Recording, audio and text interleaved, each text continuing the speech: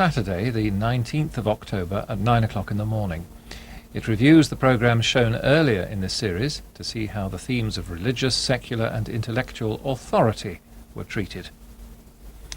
Well, in 25 minutes in a programme from the course on art in 15th century Italy, there's a chance to explore the Renaissance church of Santo Spirito in Florence, the only church designed from scratch by Brunelleschi, although it was finally built 40 years after his death.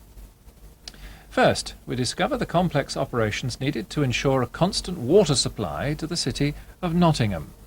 Water for a City is from the course on the Earth's physical resources.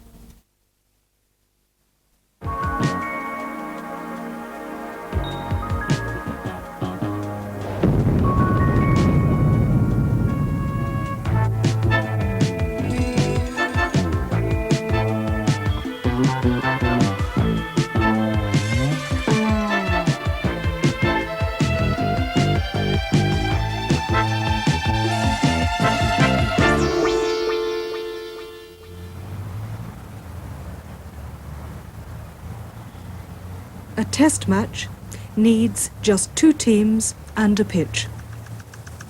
Every drop of water which falls on the wicket, whether from the sky or from a carefully controlled sprinkler, affects the way the wicket behaves, and concern over this strip at Trent Bridge can become a national pastime near test matches. To prepare the perfect wicket, Ron Alsop, the groundsman, controls not only how much water reaches the strip, but he also takes great care to drain it, for the soil acts as a store, soaking up rainfall until all the pores are full.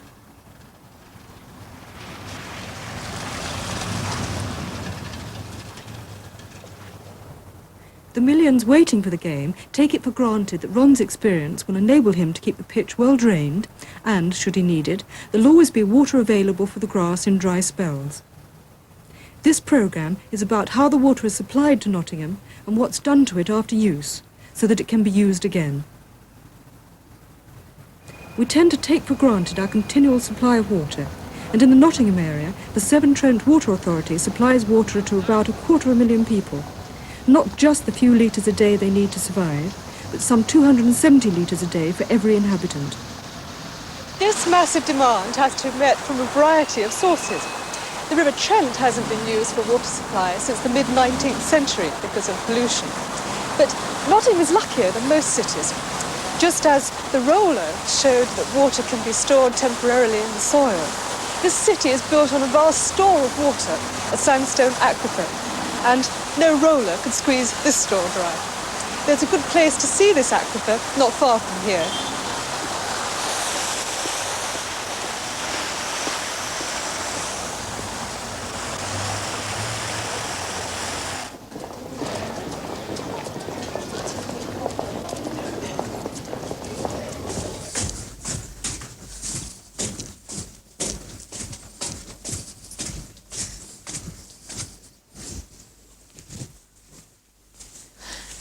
This cellar was dug into the rock about 20 metres below the bar, and most of Nottingham's built on this 220 million year old Triassic sandstone. It's known as the Bonter sandstone.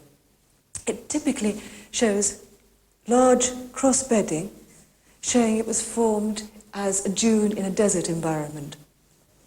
It's very poorly cemented, and the grains are typically quite well rounded. They vary in size from these medium sands to the occasional pebble, but between all the grains are spaces, pore spaces. In fact, 20% of this rock is holes, and it's these holes which give the rock its high porosity. These holes could equally well be filled with water or even oil. Most of the pore spaces are interconnected, so when under pressure, liquid can move or permeate through the rock. And it's this permeability which makes the Bunter sandstone an important aquifer over much of the Midlands.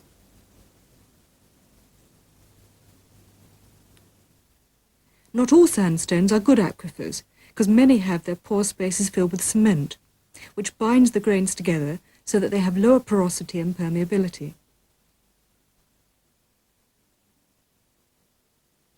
Fine-grained sedimentary rocks, such as silts and mudstones, may contain many spaces between the grains in which water can be held within the rock, but these spaces are so small and poorly interconnected that water cannot move through the rock. They have reasonable porosity, but very low permeability.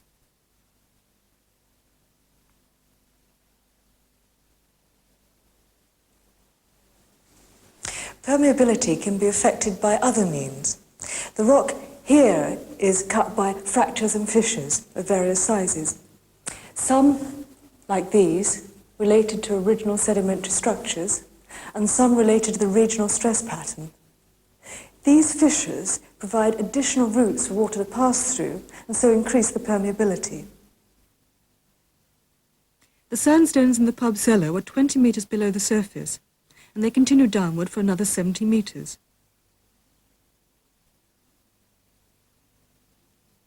They're exposed at the surface for 150 kilometres northward from Nottingham, up to Teesside.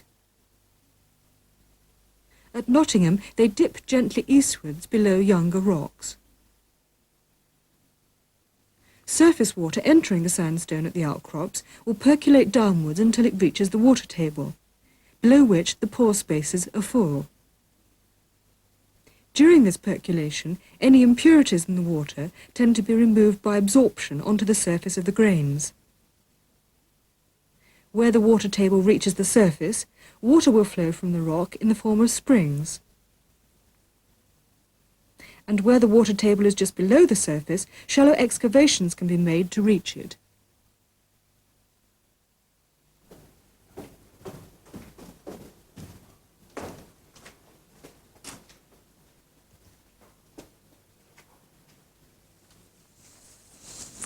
This large system of cave-like cellars, just a short walk from the pub, was dug into the side of a cliff from the 13th century onwards, and the inhabitants had only to dig a short distance down to reach water. As water was taken out of these wells, fresh supplies came in round the walls of the well, often, unfortunately, more slowly than the rate of demand. As the population increased, the demand increased, so local engineers had to dig deeper wells to tap more of the water table. During the 19th century, wells were dug deeper to extract water from greater sections of the aquifer. This one is capable of producing far greater quantities than the shallow medieval wells. But how do you extract water from this depth?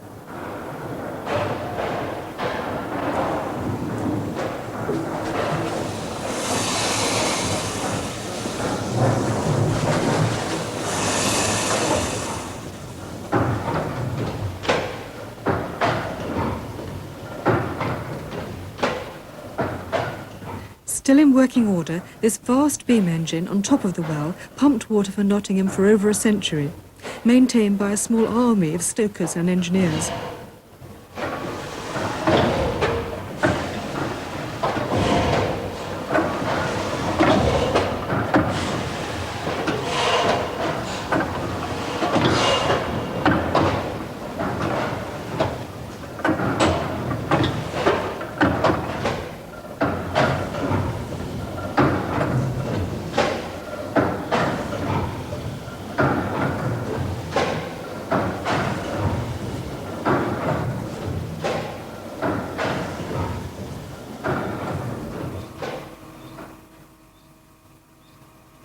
In the 1960s, this relic of the Victorians had to yield to the demands of efficiency.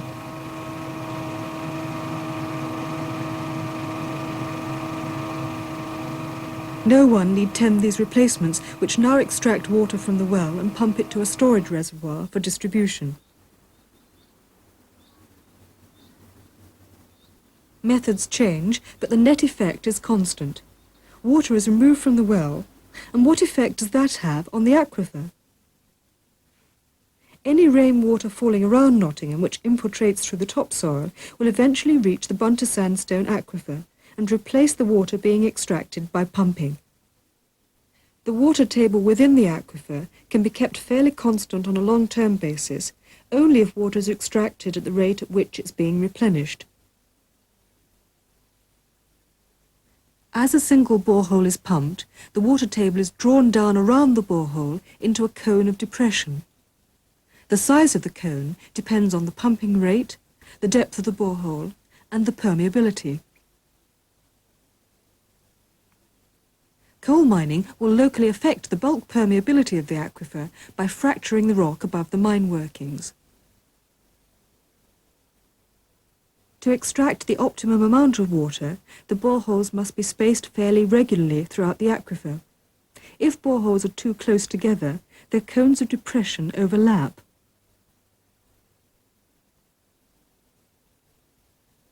The water table is lowered in the vicinity, resulting in an effective shortening of the borehole, and so less water is available. The first pumped boreholes in Nottingham were near to the city and were fairly closely spaced. This pumping resulted in a rapid lowering of the water table. Later, boreholes were drilled further from the city to tap other parts of the aquifer. And now a steady state is maintained by limiting the abstraction to keep the water table constant.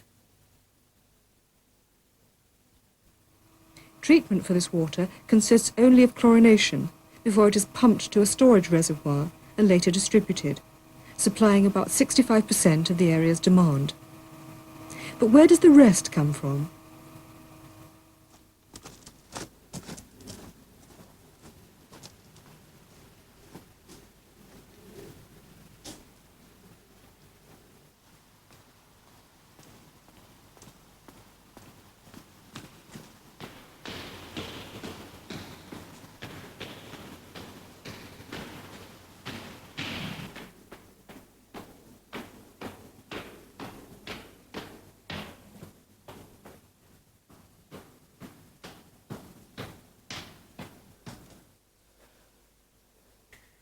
Well, these massive valves at the bottom of the Derwent Dam control the flow of about 250,000 cubic metres of water a day, which goes down to the Midland cities, including Nottingham. The water, in fact, is piped away through these massive pipes down a gravity-feed aqueduct about 70 kilometres to the south, where it meets distribution centres which supply water locally into Nottingham and Derby. But why build a dam here, so far away from these major cities? The moorlands of South Yorkshire and Derbyshire have a high average rainfall and are founded on 350 million years old carboniferous rocks known as the Millstone Grit series. This comprises thick, gently dipping bands of hard, well-cemented grit with interbedded shales, altogether an impermeable sequence of rocks that inhibits infiltration and promotes surface runoff.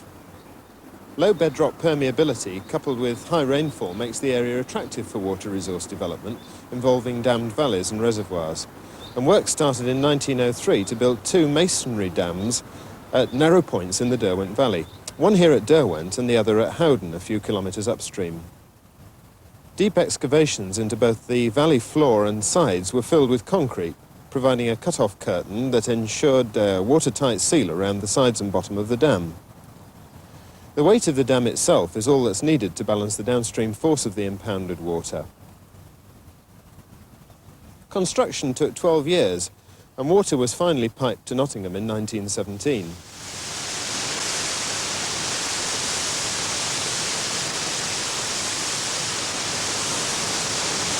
Well, the rocks around here provided most of the raw materials necessary for dam construction. And you can imagine they've got to be pretty strong to withstand all this buffeting, especially when the dam overflows, as it does most winters. These blocks here are fairly typical Millstone Grit series. It's actually a coarse-grained, gritty sandstone. Now, you can't see that very well from here, so let's go and have a look at a cleaner example. Oh yes, here's a nice gritty band, and you can see that the quartz grains are subangular and they range up to about 1 centimetre in size. Now this rock is very well cemented, the grains are held firmly together, and that means it's non-porous. Contrast in that respect with the Bunter sandstone aquifer that you saw earlier, which was very friable and very porous. Now another thing about these Millstone Grit blocks is that in the natural state, as in a local quarry, they're very well jointed, and that means that they can be easily fashioned into massive building blocks like this, ideal for dam construction. But the natural rocks around here aren't all just gritstones.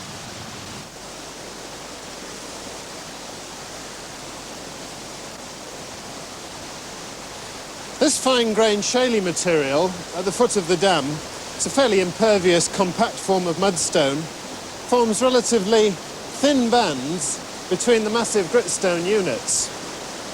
Now, during dam construction, the trenches you saw earlier being excavated were designed to intersect several of these shale horizons.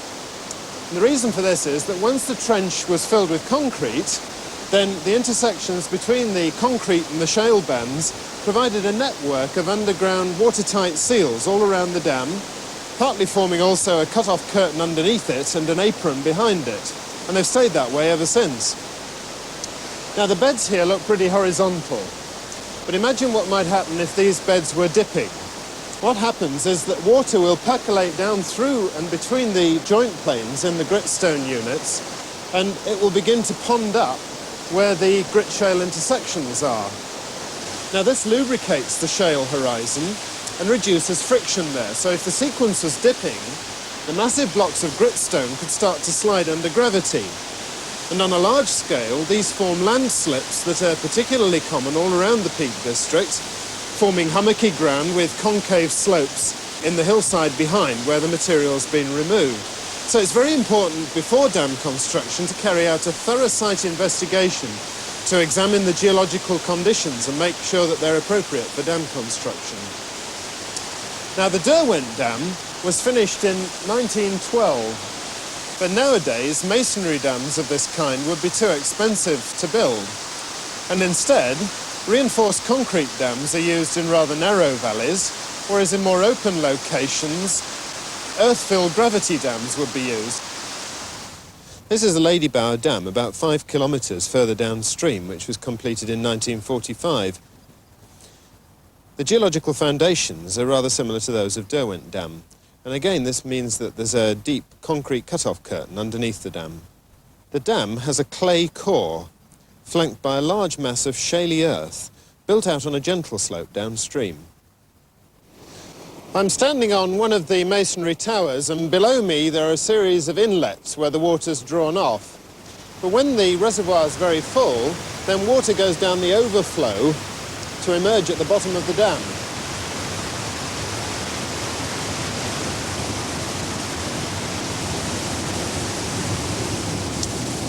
And this is where water from both the overflow and from sluices within the dam emerges into the River Derwent.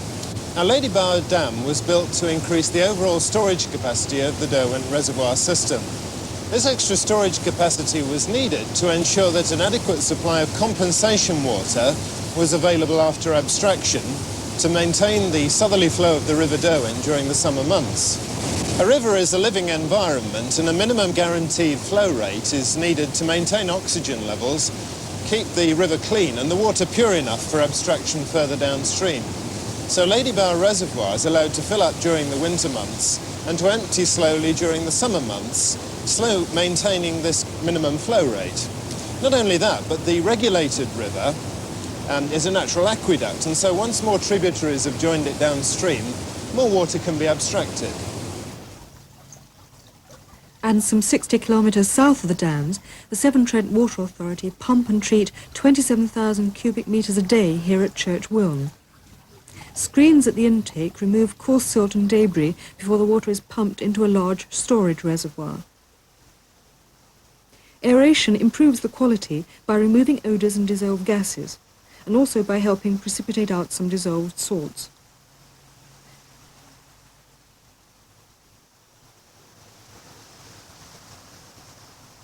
From storage, the water passes into the works through mixers where coagulating agents are added, then on to reaction tanks.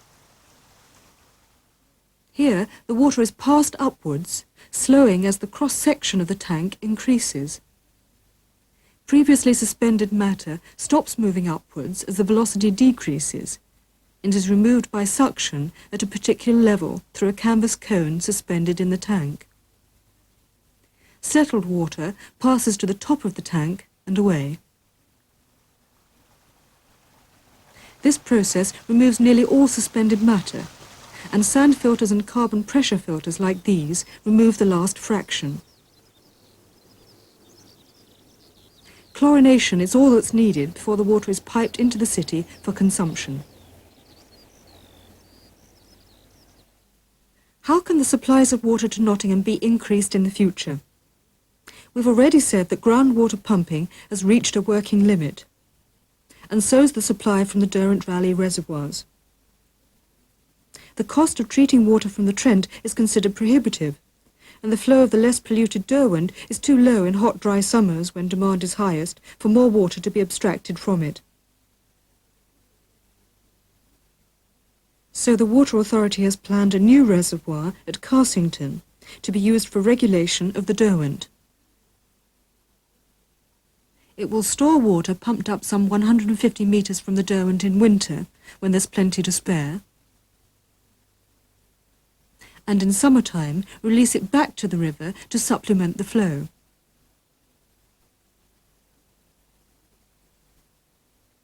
This water can then be extracted at the Church Wilne treatment works. So the supplies for the area are safeguarded for some years to come. But the work of the Water Authority doesn't stop with supply. At the beginning of the programme, we said that the River Trent has been too polluted to be used for supply since the Industrial Revolution. We've learnt a lot about pollution since that time, and the river's much cleaner now. But we still do a lot of unpleasant things to that water from the tap. Apart from the obvious organic wastes, we add detergents and bleaches in the home, and industry pours toxic metals and chemical waste, as well as organic waste, down the drain. Those wastes don't just flow straight to the river. Instead, they all flow in Nottingham to Stoke Bardolph sewage works, where they're treated before returned to the Trent. About 150,000 cubic metres a day flow in from Nottingham. The first stage in treatment is to remove grit and other dense materials in these settling channels. The grit is buried along with rags, wood and other floating debris picked from the crude sewage by these mechanical rakes.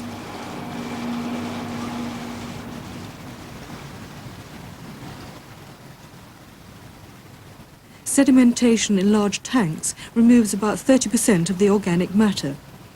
This is pumped away to the sludge digestion plant. Here, in a warm, oxygen-free environment, bacterial action breaks down the organic matter, producing methane and carbon dioxide, and some 200 tonnes a day of relatively inoffensive sludge, which is pumped away onto farmland for use as a nutrient, whilst the methane is used for power generation. The settled sewage passes on to an aeration plant. Here, it's mixed with a bacterial culture and aerated with these rotating paddles. The organic matter in the sewage is broken down by the bacteria into simpler and relatively harmless constituents. This process consumes oxygen, which is made available by aeration. To separate the sludge from the effluent,